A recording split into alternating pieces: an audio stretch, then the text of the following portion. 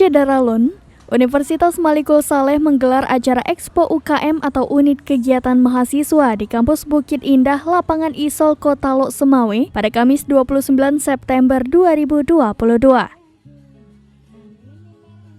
Kegiatan ini dibuka langsung oleh Wakil Rektor 3 Bidang Kemahasiswaan Dr. Baidawi, akan dilaksanakan selama 5 hari, yakni mulai tanggal 26 hingga 30 September 2022.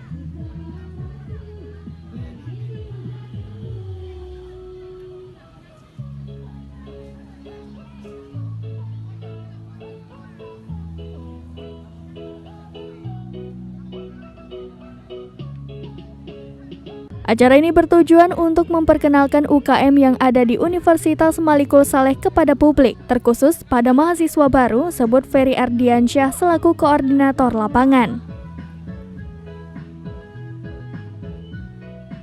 Ia mengatakan, dalam acara Expo ini ada 16 UKM yang ikut berpartisipasi, salah satunya UKM Search and Rescue atau UKM SAR.